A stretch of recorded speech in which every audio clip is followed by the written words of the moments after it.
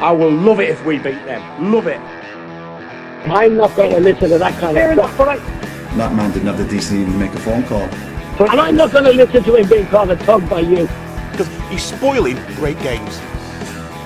I think now kind of a creep. Hello and welcome to the Angry Football Podcast. My name is Ronan and Adam. My name is Adam Dunn. And we have another week of the beautiful game being defiled and tormented and turned into something cynical and corporate ahead of us. And we're here to complain about it, aren't we? We are indeed. Grrr. So we are heading towards what Sky Sports would describe as a super Sunday. Super Sunday. And who would have thought of that when the fixtures first came out at the start of the season? I mean, Leicester versus Arsenal. Who would have thought that would be?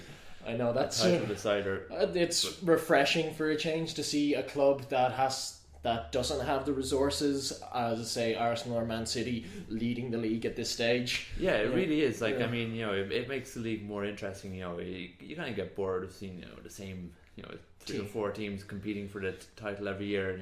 So to see a team who were kind of fighting relegation for most of last season to suddenly come up and be challenging for the title, I mean, that's just amazing. And now everybody is taking them seriously. There's I think about a month ago, it was like, we're going to have to start doing it. Now everyone is taking Leicester seriously. Yeah. And now in 2 years, they'll have won every trophy available to them, become one of the big money clubs, and we will then hate them. We will, but for now, we like them. Yeah. They're still cool. Good on you, Leicester. But, so... What impresses me most about Leicester City is how there hasn't really been like massive radical change from last season. I mean, they've changed their manager. I mean, like they sacked Nigel Pearson, brought in Claudio Ranieri, a very good manager. But in terms of players, they didn't really change the team very much from the team that they had last season. They signed Huth permanently. Which they brought a fantastic move. They brought in N'Golo Kante, who's been absolutely fantastic in the centre of midfield, and also Shinji Okazaki up front, who's been pretty good.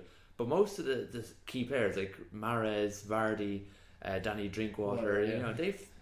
Wes Morgan. Sorry, I can't take him serious. His name's Danny Drinkwater. Danny Drinkwater. Anyway, stupid name, but he's playing very well. Yeah, he is. He's a bit underrated, I think, in that Leicester squad. As the footballing media tends to do, underrate the hard-working, industrious player and hype up just the ones that get all the goals. Even though goals are fantastic, and to be honest, it's what we watch football for. Yes, but the core of that Leicester team is the same one that they had last season. So it's quite amazing to see how they're suddenly just doing really well. Just like as we talked about last week, how Chelsea's title winning team just suddenly became rubbish overnight. Total reversal of fortunes for both of them, and I think it speaks wonders about form and motivation. Like, you can spend all the money in the world, which is increasingly common these days in football, on the best players, and if they've got no motivation, if they've got no form, if they're too well paid and not really driven, then it's going to fall apart. Yeah. But if you have a set of players that are motivated, that have a manager that drives them forward really well, as is clearly evident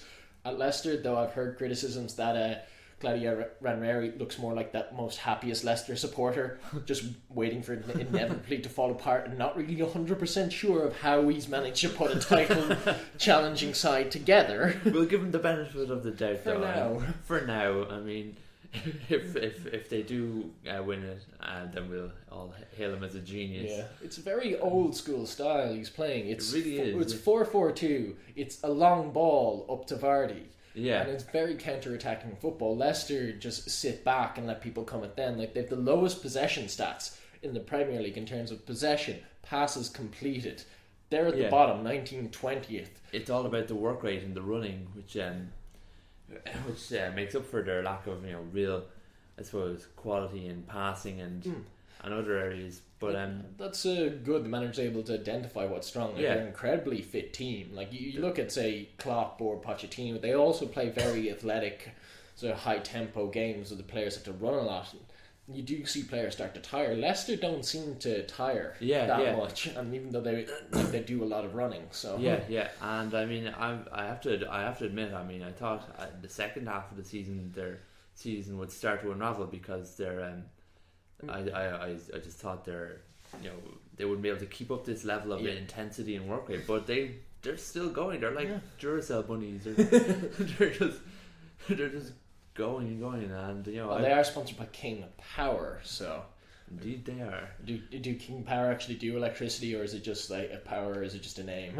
I'm not too sure. Maybe we should perhaps we should do our research before. A small bit, but that's not what the beautiful game is about. It's about passion and determination. Yeah, and like we said, we're not all about the sponsorship and the money and all that. We're all about the. That being said, if you the do Leidenschaft. If you want to sponsor our podcast, we will be taking any inquiries. We're not going to say no to some money. A bit of money, no.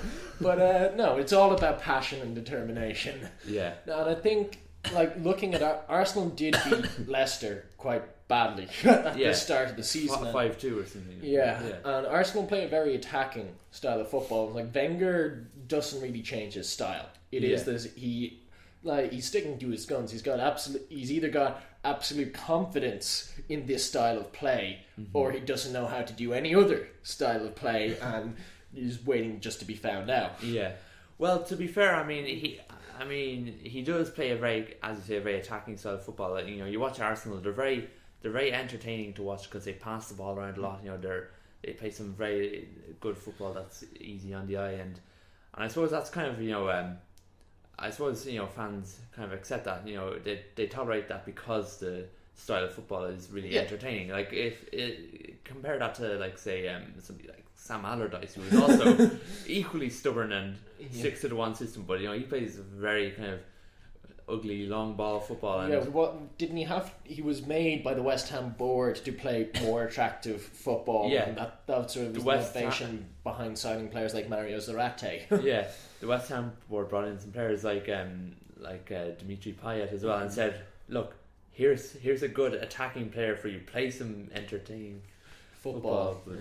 So we could. Arsenal did beat Leicester at the start of the season, but now it looks like Arsenal have the perfect style to play into Leicester's hands. Yeah, I mean, I think at this stage now as well, Leicester probably have more belief in themselves because they've kept this really good run going, and they're going into this match on the back of two massive wins over Liverpool and Man City. Yeah. Like, I mean, and people are saying, if they beat Arsenal, then that they'll go on to win the title, which they could well do. I mean, they still have a good bit of work to do. Yeah. What I will say is interesting. If we look at Leicester's next few fixtures, they seem like easy matches. Yeah, the last three I think are difficult. I think they have United and Everton and Chelsea in the last few games. Yeah, but the next few matches I think are Crystal Palace and teams like that. Teams that don't really play attacking football that you can counter attack against. Yeah. And I remember Alan Shearer saying when he won the league with Blackburn, it was like they didn't run to the line, they fell over it. It was like the pressure started to get to them. Yeah. So I think it'll be interesting to see with a run of fixtures that should probably be easy, but may tactically prove a little difficult for Leicester, and the pressure of like, oh holy crap, we are in with a chance here. And it's like, don't blow it, don't bottle it. Yeah. As Liverpool did seasons ago. Oh, and as Newcastle did in the 90s. You didn't have to bring that up. Yes, that hurts, man. Yes, I did. Or as every Spurs side ever has just crashed and burned. We got a lovely new seatbelt this season. Although that does bring us on to the Tottenham Man City game. Now, I think this is one of the best Tottenham squads since the Harry Redknapp side that had Gareth Bale, Luka Modric, Rafael van der Vaart in it. And I speak on behalf of every Spurs fan here, we're waiting for it to go horribly, horribly wrong. But it's a good mix of young local players who came through the academy, some bright English talent, Dele Alli, and some of the best foreign players that money could buy. Yeah. See Christian Eriksen and Eric Lamela, who's been coming for a lot of criticism the past 2 seasons, but I think he's finally found his feet and playing quite well. Yeah, well, I have to say I do really like this Tottenham team because I think they've got in terms of the makeup of their squad, they've got it right. Like they've got a very strong English core in their team, like and a lot of homegrown players, like players like Harry Kane and Tom Carroll and people like that. And as you said, the likes of Dele Alli, who's a massive talent as well.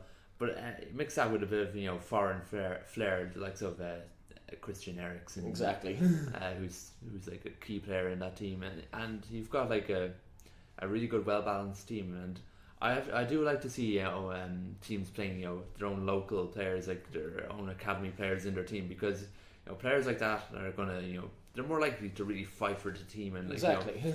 give everything for the cause, and in contrast to say like Spurs' opponents this weekend, Man City, you've arguably one of the most expensive teams in the Premier League. a very expensive. I'm going to have to get my spreadsheets out later and compare sort of money invested in terms of players and results. And I think it's actually interesting if we look at Tottenham and Leicester in terms of money invested, money spent, and players sold at the start of the season and results. I think we'd be looking at two very successful teams in contrast to, say, Man City, who have spent ludicrous amounts of money on a lot of their players and seem to be a little bit off the pace at the moment. For the amount of money that Man City have spent over the years, they should be running away with this title, but they're not really. And I think they don't really have you can't really buy team spirit, and kind of it can be hard, as you said before, it can be hard to motivate players who are just there for the money, really. And you look at that Man City team, there isn't apart from Joe Hart, there's no real British players in that. Yeah, like Delph and Sterling. Delph as well, are there, but I wouldn't call them core players. Not yet, anyway. They may grow into core players, which I think would be nice to see. To actually have I'll admit, Man City, one of the best teams in English football, having English players in the squad. Yeah, and I think Aguero seems quite motivated to play well for City. He clearly likes it there. Players like Vincent Kompany as well. Yeah, and though I think they're relying a bit too much on Kompany at this stage, I think that will expose them against a Spurs squad that, one, has a very solid defence, and two, is able to attack quite a lot. And if they catch defences that are quite weak, they will slot goals in. See, Spurs beat Man City 3-1 earlier in the year. Leicester did the same just a week or two ago. Well, I think there are also, if you look at that Man City team, there are also some characters like Yaya Toure, who I think isn't really a great character to have in your team. Like, he can really kind of go missing when the going gets tough, and that's not really what you want, really. Say when Pep Guardiola comes in, Yaya Toure will go. He's not a very Guardiola style player. Yeah, he doesn't really work hard for the team. He's a bit arrogant. The whole thing with his birthday, and like City didn't get him a cake, or he wasn't being played him up. The birthday, and then also the whole thing with this year with the African Player of the Year award, where he lost out to Aubameyang, and Aubameyang, who's been in absolutely amazing form for Dortmund, really deserved it. And he made the point that it was he was the best player in the African Cup of Nations, and that he deserved it because of that. However, in the previous years he's won it based on his form for Man City. And in previous years he hadn't won the African Cup of Nations with the Ivory Coast, but still went on to win the African Player of the Year. But so it just sounds like he's a bit of a whiner, as we say, and almost a bit like Cristiano Ronaldo, if you think about it. Like, Ronaldo's a player who Real Madrid had to play down the amount of money they paid for Gareth Bale to not upset Ronaldo.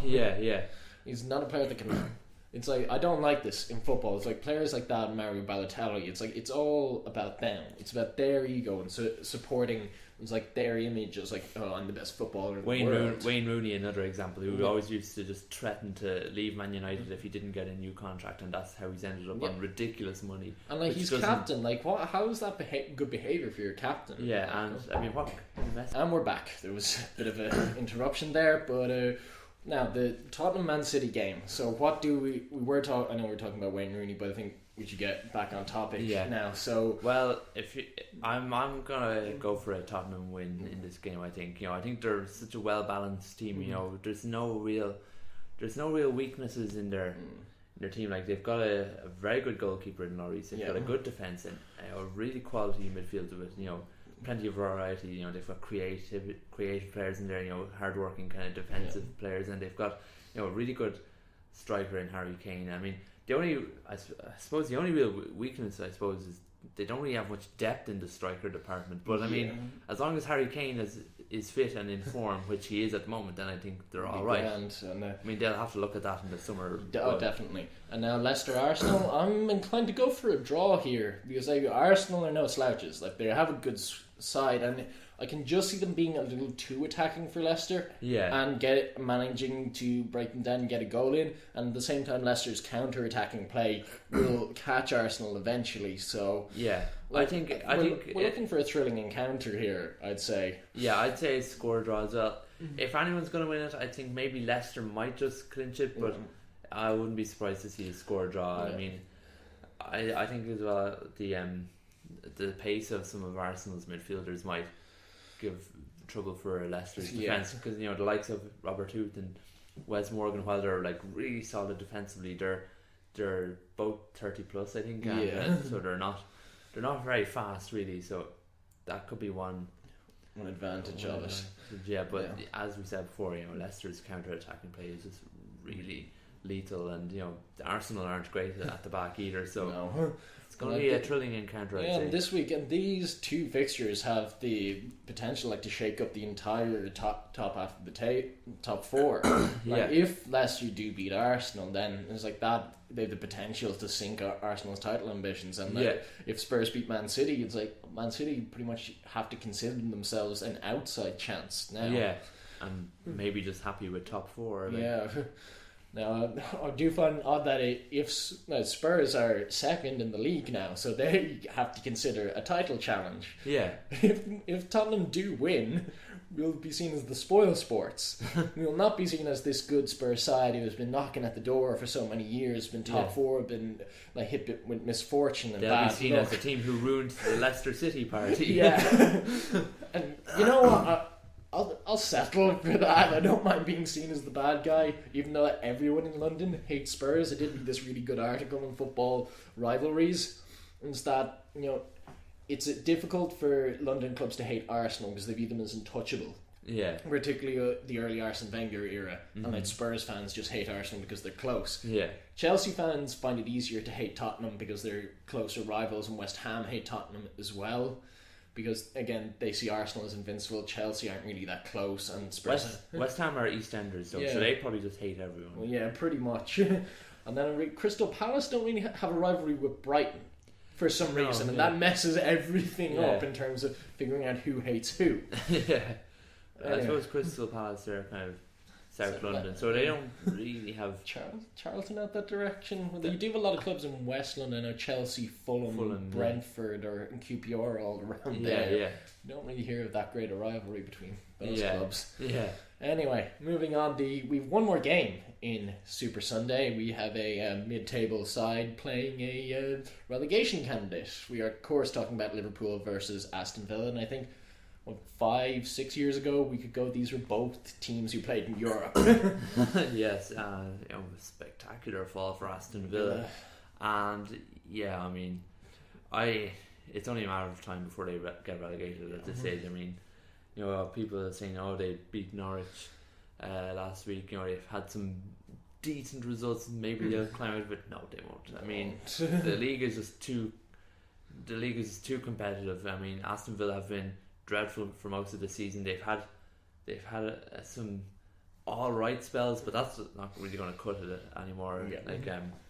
I think Liverpool will win this one. I think fairly handy. And now it seems that Liverpool's owners have done a complete backtrack over the tickets, which was proposed. There was 77 quid for a match day. 77 quid, yeah. So the supporters at last weekend's match against Sunderland walked out on the 77th minute.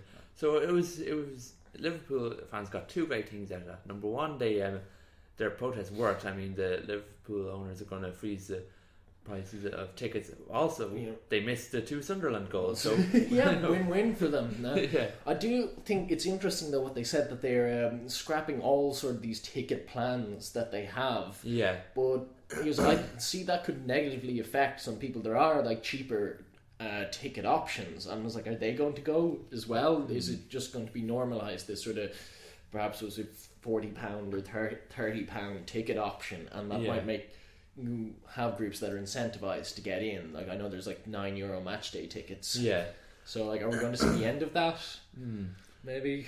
I think it is an odd thing. And like you look at supporters groups as well, they're the ones that are sort of leading this. Yeah. They want more tickets for themselves. being incredibly cynical here, as is my job, and angry that you have this sort of elitist group of fans that view themselves to be the superior fans than any other fans. They don't want, people who aren't, don't live within a shadow of the stadium to get in, and they want all the good tickets for themselves. Of course, yeah. Well, whatever happens, it has to be said that throughout the league, ticket prices are way too high. Really, indeed. Especially considering the money being made by teams. Absolutely. And I read somewhere here during the week now. I'm not sure if this is true now, but I did read that with the new TV deals coming in, that next season Premier League clubs will be able to let in fans for free into every game and still make more money than they made this season. Wow. I'm not sure if that's true, but I mean, it's just ridiculous. One statistic that I do know is true is that last season QPR got more money for finishing bottom of the Premier League than Bayern Munich got for winning the Bundesliga. Really? Yeah. Wow. I mean, it's just becoming absolutely ridiculous. I suppose that's how you track players like Loic Remy to your club. Yes. But on that, it does speak about the increased commercialisation of the Premier League. Like, what used to be is like you'd support your local club, you go to matches, and that is, you support the big clubs, and the big clubs sort of have this stranglehold, and this is why we're so happy to see Leicester at the top of the table, is that the insane amounts of money and their sort of risk of sterilising football. It's become this very corporate thing, and Roy Keane used to always complain about this at United, that there was too many fans in Blazers eating prawn sandwiches. Well, I was actually heard some Man United supporters during the week talking about this, and I heard one Man United supporter say that the whole idea of a local support isn't as important to Man United anymore. Really, like, it's all about a massive global fan base and marketing around the world. Like, they make tons of money from like their interests out in Asia and all this, and they've got massive support in like Africa and all. Like they, and at this stage, Man United are probably making enough money that they could end poverty for all their African supporters. Probably now. Do you think it's a thing now that you see your local club, like say FC United of Manchester, or like non-league club for your like grassroots support, and then like you follow the big club as well, maybe? Maybe, like which is a little sad. If you're a person from St. Newton Heath in that part of Manchester, that your local club is Man United, but you can't get in to the matches because it's been like full of corporate people who support it. And that will bring us on to this next topic, that a lot of the corporate people don't seem to be aware of like the culture and the heritage of these clubs, that the club that they support, and like they watch it, but they're not like steeped in the sort of culture, in this mythos of the club. And like, I suppose, like, we're Irish, we're not from Newcastle and North London respectively. Now we can't really talk about this, and like we come home, like watch the odd game and that in the stadium, but we never claim to like understand the club more than someone who's grown up in that area. Can we just say at this stage as well that we have been to a Bohemians FC match, so we do support local grassroots football. I've been to 2 Shamrock Rovers games. So we don't have Kildare County anymore. Not anymore. No. It's sad, but.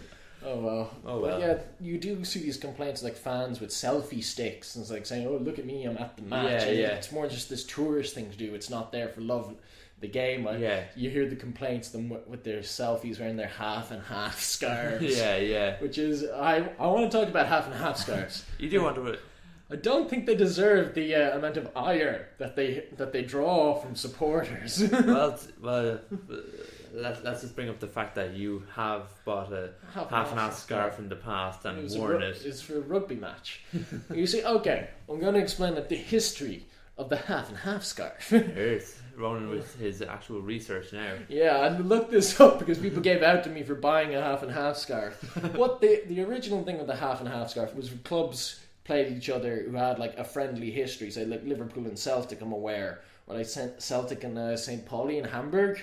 I believe half and half scarves was a common thing to buy as a symbol of friendship between the clubs. Or they're reserved for European fixtures. I remember when I went to see Tottenham Hotspur play Shamrock Rovers, there were a lot of half and half scarves that day because it was a European clash. It was a once-off sort of affair between this midweek European night fixture that these clubs probably won't meet again ever, and it's a nice thing to remember it by.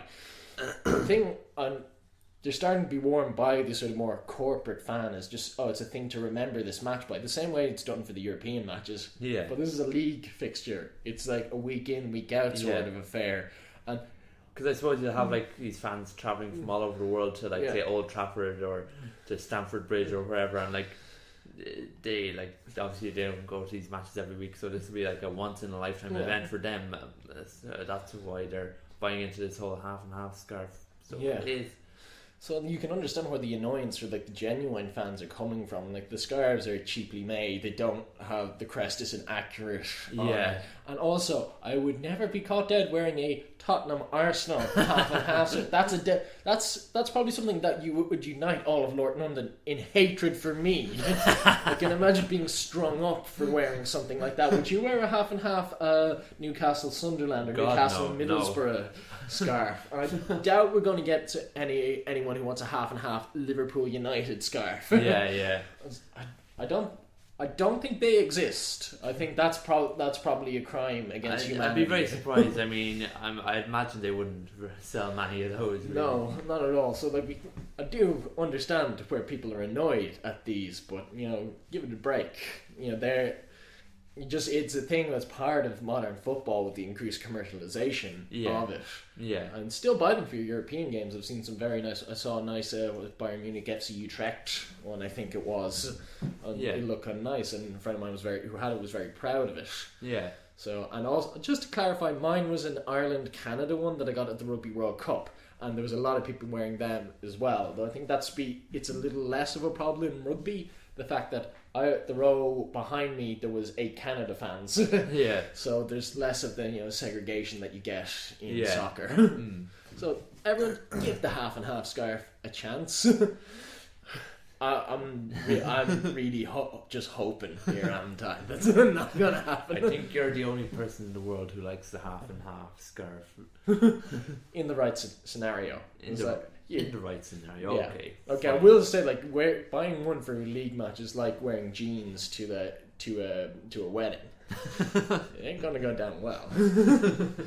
Anyway, we just while we're still on the topic of money, I want to bring up Jordan Rhodes. Who left Blackburn for Middlesbrough. £9 million in the second tier of English football. That's a lot of money. Let me just say, back in the 2011-2012 season when Newcastle were when they eventually went on to finish 5th, that season they in the January window they brought in Papi Cisse for $9 million. I mean, for the same amount of money, we got Papi Cisse, who was like a Senegal international who had an excellent scoring record in the Bundesliga and at international level. And Jordan Rhodes, he's had a very good scoring record down in the Championship in League One. He's playing quite well for Middlesbrough at the moment, but that's an astronomical price. I think it kind of reminds me of back when Fulham were relegated and they spent something like 12 million on Ross McCormack from Leeds, who's again had a very good scoring record in the Championship, but he had never played in the Premier League or in any top league really. So that kind of money to pay for. As a January transfer as well, like for a player that doesn't have a top flight record, and Middlesbrough are looking to return to the top flight after quite a lengthy absence. Maybe we will have a club in the northeast of England in the Premier League next year. It might be Middlesbrough, it might be Newcastle. We don't go there. Don't go there. I'm just trying to push all of that. I was just about to say, at least Newcastle will still have a derby match in the Premier League next year. No, sorry, Sunderland, we have very little hope for you at this stage. Sorry. Adam doesn't have any hope. He's got the hope that you will get relegated. I'm just hoping that we destroy them in the derby next month and then they go down. Oh no, they'll get a new manager by then and just beat you. They'll get a new manager, beat us and still go down. Yeah. So, well, if Middlesbrough, they've got a lot riding on Jordan Rhodes in that case. When they do return to top flight football, they're pinning quite a lot on this one player. Yeah. I suppose there will be a lot of people looking at Rhodes if and when Middlesbrough do come to the Premier League, because Jordan Rhodes, he's a player who's been doing really well in the Championship for a long time, and there's always been talks of Premier League clubs going in to buy him, but nobody has taken a chance on him before, so we haven't seen him in the Premier League yet. I wonder So if that could be anything to do with the price Blackburn had stuck on him. I think Middlesbrough the only club willing to delve into that. Yeah, and I mean, in previous windows, we were talking about even bigger transfer fees being mentioned for him, so that's it's interesting. Now, one thing I want to talk about is the Chinese football.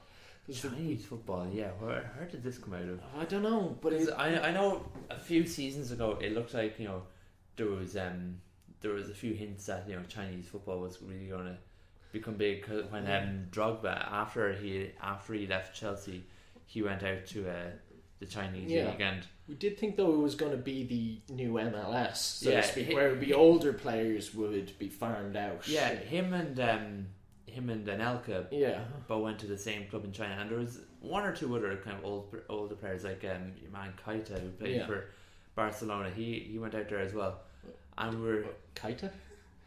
Keita. Oh, okay. Keita, whatever. Yeah.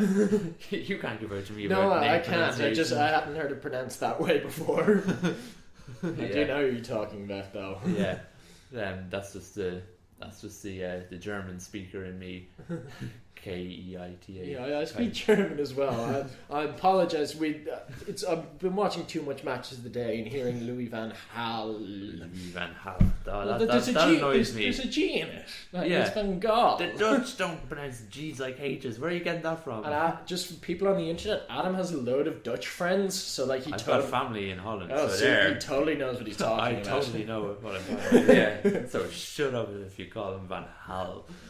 Anyway, back to the Chinese league. Yeah, so there was a few hints a few seasons ago, but those players who went out to China, they didn't last very long there, because Drogba came back. He went to Galatasaray, and Anelka left as well. He had a spell at West Brom, and Keita, whatever the hell his name is, he's at Roma now. Yeah. So there was hints there. It looked like it was for a while. It was going to be like the new MLS, as in old players going out there for one last big payday. Yeah. But suddenly it's just exploded again.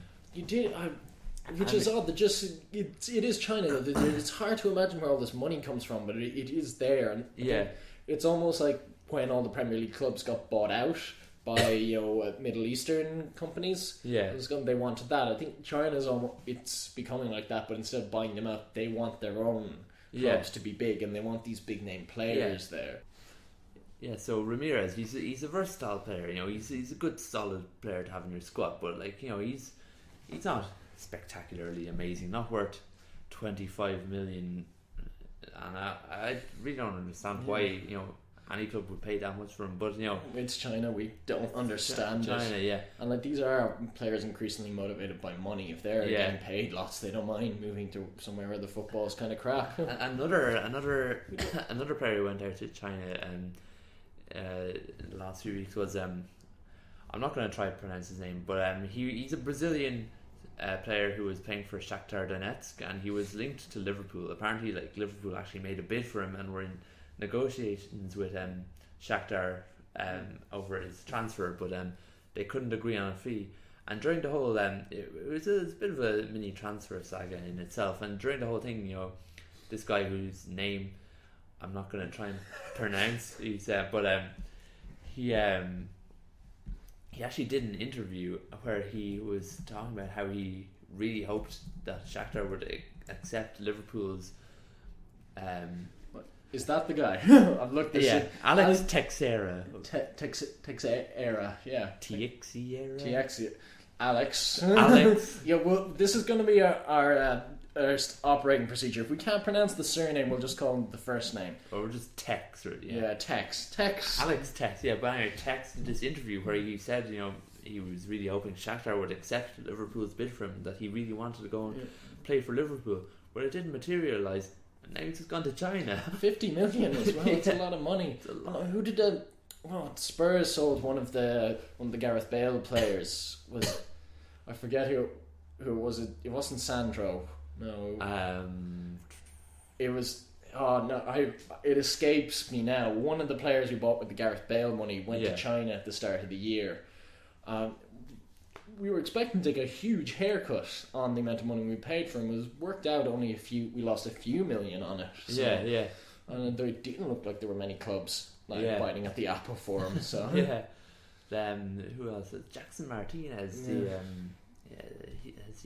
former Porto player. Like he had an excellent scoring record at Porto. I think he's gone to China now as well after being heavily linked with clubs like Chelsea and Arsenal in the past. I know Czech Tiote was on the verge of leaving Newcastle to go to China as well. Or as our favourite FIFA commentator say, Tiote Chi. Yeah.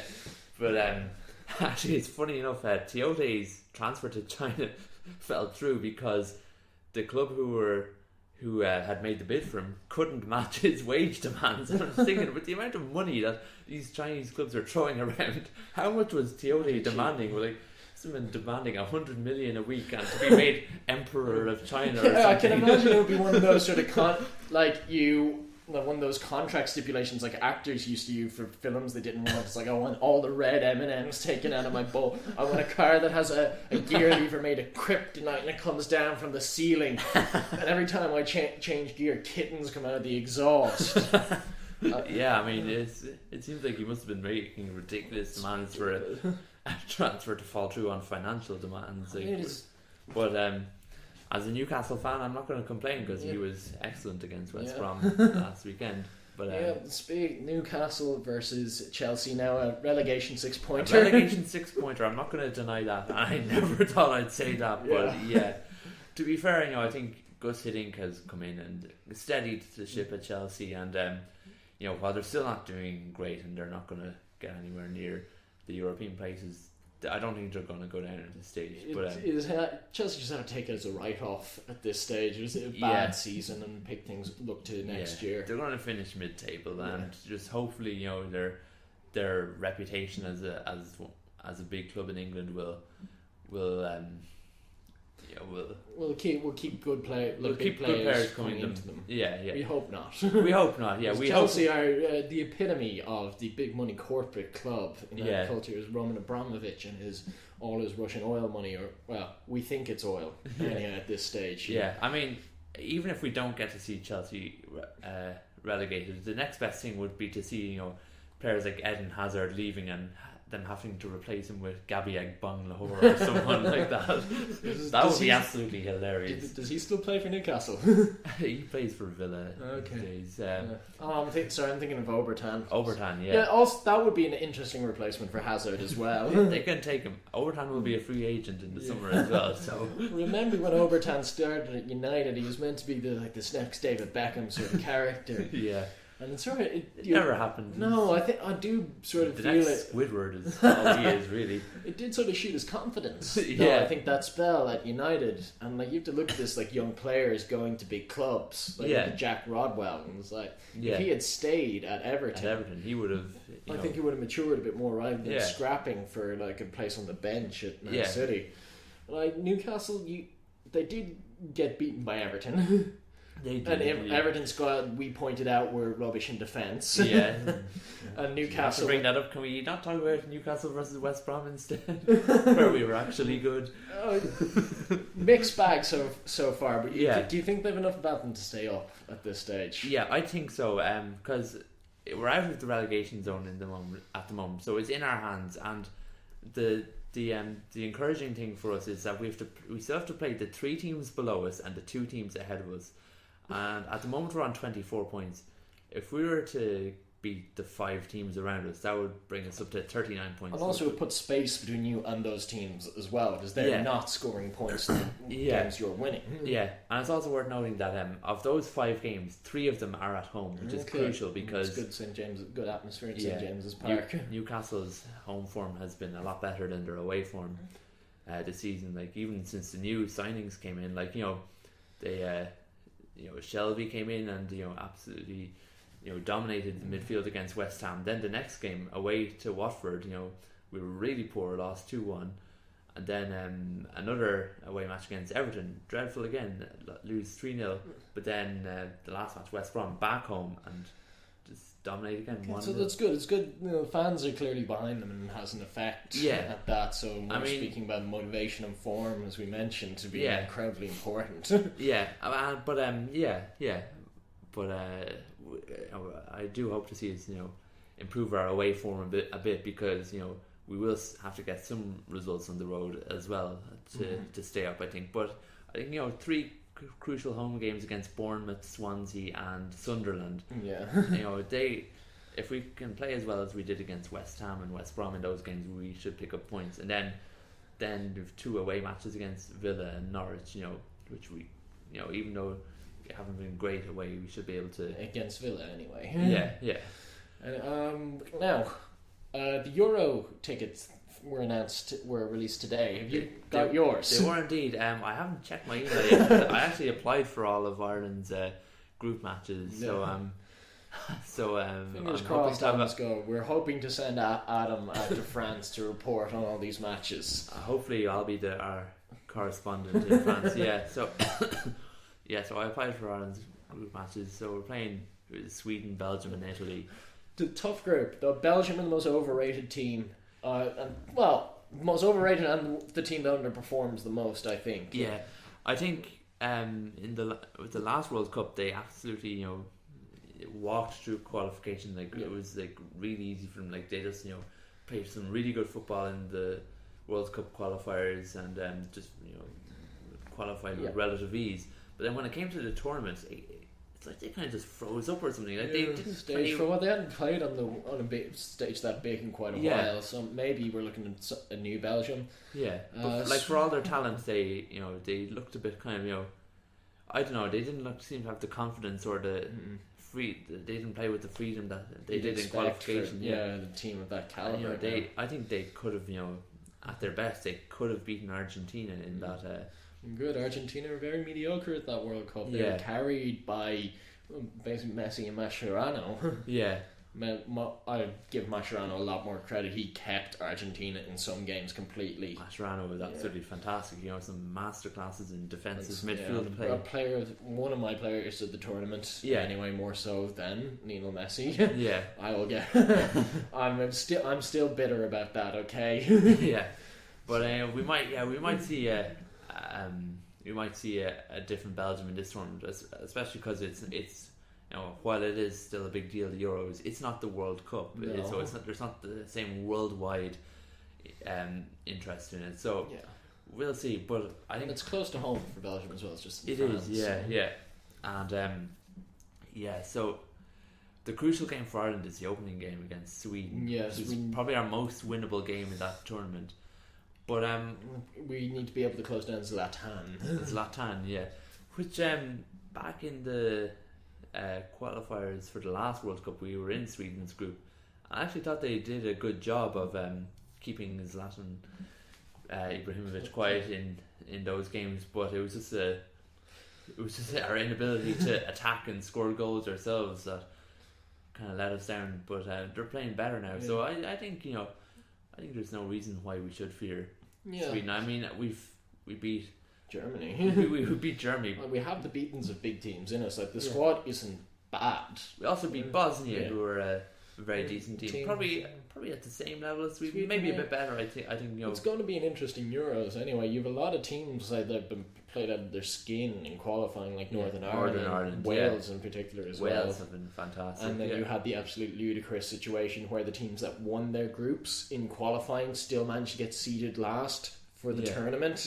So it's It's absolute shambles, really. Northern Ireland won their group out and out. Played some really nice football in doing so, and worked very hard, and then just got lumped as being the lowest seeded team in the tournament. Like the team that finished below them in the groups managed to get a higher seeding. Which is that's really unfair, and and Northern Ireland as a result got a very tough group. Who did they get? They got Germany and Poland. And I think they got Ukraine as well. So they got basically our qualifying group as their Euros group. That's really tough for them. Like I'd say they'll of course they'll put up a really good fight as they did in qualifying, but it'll be tough for them too. Any Republic of Ireland players that are catching your eye at the moment? Now I am looking at the championship now. Brentford, you've Alan Judge who's playing quite well, and I think we should be considering for a call up at the moment, especially because. We don't really have like Alan Judge. He's a winger, and we don't really have many really good wingers playing very well at the moment. Like apart from James McLean, who's playing at McGeady. We'll see. As we talked about last time, we moved to Sheffield. If he finds some form, maybe. But like if we're going to pick McGeady, it's like we may as well pick Judge, who's playing doing well at Brentford consistently. Not only this season but last season as well. He's been doing very well in the championship. So, and I mean, we don't have a massive pool of players. Like we can't expect to have a squad full of Premier League players. For example, even at that, like their Premier League players might not be in the squad, so to speak, and then kind of might be getting picked by virtue of just being in the Premier League. That is an achievement in itself, being a Premier League player. But I think realistically we're going to have to look a bit further afield to the barren wasteland of the Scottish leagues. Where the likes of Aaron Dorn has been doing very well. Anthony Stokes, Adam Rooney, they're doing decent enough jobs, and I think like maybe if we give them a chance on the international stage, they might clubs might have a look at them. Like if you look at Robbie Keane, who sort of played his club career took a back seat. His main achievements were really playing well for Ireland. That's what attracted most of the attention. He was never like as spectacular at club level as he was for Ireland. So it's worth giving more players like that a chance. Another Irish player who's caught my eye is Jack Byrne, who's a young player, a young Man City player who's on loan at SC Camber in the Eredivisie. So, I mean, we can't claim to have too many players in the Eredivisie yet, but he hasn't been included in any Irish squads before. But he's only 19. He's playing very well in the Eredivisie, so I think he could be a player worth looking at. Is he from Dublin? I'm not sure where he's from, but because Roy Keane used to always complain about a Dublin bias in terms of soccer. So if he's from Dublin, if he's not from Dublin and not getting picked, he's like, I'm going to call Roy Keane out on being a hypocrite. I'm sure that's going to win me a lot of friends, isn't it? I think really over the course of this podcast alone, I've managed to burn so many bridges of saying I like half and half scarves in certain, not even I like half and half scarves in certain situations that they use appropriately. Like for Ronan, please, we want people to actually listen to our podcast. We don't want people to not listen to us because they hate our stupid opinions. Maybe that's why they'll listen to us. And as I've always established, if you say something, never back down, never change your mind. Never back down. If you make a statement, you stick by it, even if you realise how wrong you were. 2 + 2 is 5. And we're standing Radiohead and George Orwell agree with me. Although that we could see sort of Arsene Wenger sort of approach here. Arsene Wenger very rarely backs down. Maybe that explains it. Maybe he realises he's wrong, but he just doesn't want to back down now. He's too dug in. I've been too far. I can't. There's no going back now. So it's 17 years in charge of Arsenal. It's like I've really dug myself in here. Anyway, going back to the Irish squad and about Irish players, I've also been. I'd say a lot of Irish fans will also be keeping an eye on Richie Towell, who's absolutely sublime for Dundalk the last few seasons and has won himself a transfer to Brighton and Hove Albion. That's good under Chris Hughton. Great Irish player. And I'd say he'll give him chances. I remember Hughton from when he was at Newcastle. He gave a lot of young players a chance, so that's good. And he's got there's a good setup there. Brighton, sort of relic from more of the Gustavo Poyet days, who did fantastic things with the team. And now they have a good manager in Chris Hughton. He seems to have a knack of getting teams promoted. Yeah, and Brighton are in the contention for promotion this season as well, which is good, So we do like the Championship. It's always an interesting league. There's a lot of stuff happening in it, and we can see some teams come up playing some very good football, like Bournemouth. Who got promoted last season, and they did so playing really good football. Nigel Atkins, Southampton a few years ago. Promotions. They come up and really established themselves again after a long absence from the. I think that's one thing we also have to worry about the new Premier League money payments. Is this gap between Premier League and Championship going to become so big that you won't have stories like, say, look at Swansea or Southampton, or even a bit further back, Stoke. Well, good old Stoke. These teams kind of getting promoted and just establishing themselves as Premier League regulars.